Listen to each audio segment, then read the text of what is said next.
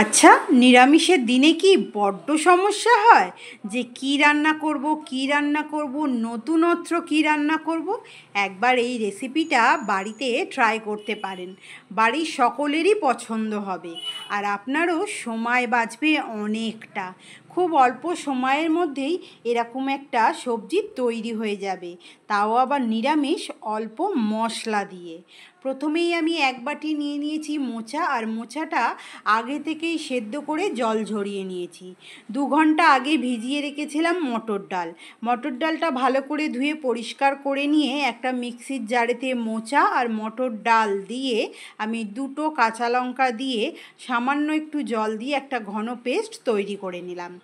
এরপর পেস্টের ওপরে দিয়ে দেব কালো জিরে, দেব স্বাদ অনুসারে নুন, দিচ্ছি সামান্য একটু চিনি, দিচ্ছি সামান্য একটু হলুদ, দিয়ে আমি খুব ভালো করে এটা মেখে নিচ্ছি।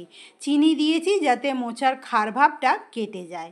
এরপর গরম করে নিয়েছি খুব ভালো করে তেল, আর ওই যে ব্যাটারটা তৈরি করে রেখেছিলাম সেই ব্যাটারটা থেকেই আমি বড়া বড়া মতো হাতেই বানিয়ে তেলের মধ্যে ছেড়ে দিচ্ছি। বড়াগুলো হবে একটু কালচে কালচে, কারণ এটা মোচা দেয়া আছে বলে। বড়াগুলোকে আমি বেশ ছাঁকা তেলে ভেজে নিলাম। খুব বেশি কড়কড়ে না, আবার খুব বেশি কাঁচাও না, একদম মিডিয়াম মতো ভেজে আমি তুলে নিচ্ছি। আর ওই তেলেতেই আমি ভেজে নেব সেদ্ধ করে রাখা আলু। আমি আলুটাকে আগে থেকেই নুন আর হলুদ দিয়ে সেদ্ধ করে রেখেছিলাম।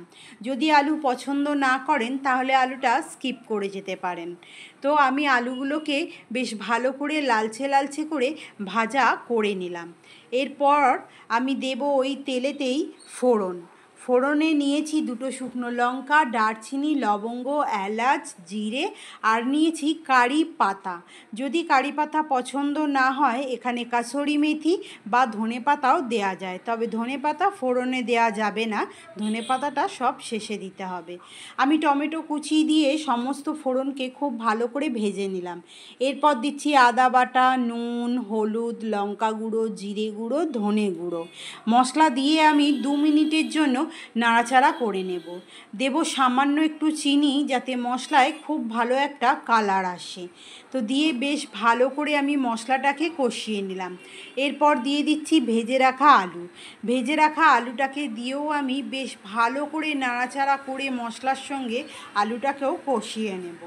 যে মিক্সির বাটিতে আমি ডালটা বেটেছিলাম সেই মিক্সির বাটিটা ধোয়াই আমি অল্প একটু জল দিয়ে আলুটাকে কষিয়ে নিচ্ছি, কারণ শুকনো শুকনো মশলা পুড়ে যেতে পারে। এরপর আলু কষানো হয়ে গেলে পরিমাণ মতো জল দিয়ে আমি আলুটাকে ফোটার জন্য ছেড়ে দেব। 5 মিনিট ফুটলেই হয়ে যাবে। 5 মিনিট পর আমি ভেজে রাখা বড়াগুলোকে দিয়ে দিচ্ছি, দিয়ে আমি খুন্তির সাহায্যে বেশ ভালো করে ঝোলে ডুবিয়ে দিচ্ছি বড়াগুলোকে, যাতে বড়াগুলো ঝোলটা টেনে একদম সফট হয়ে যায়।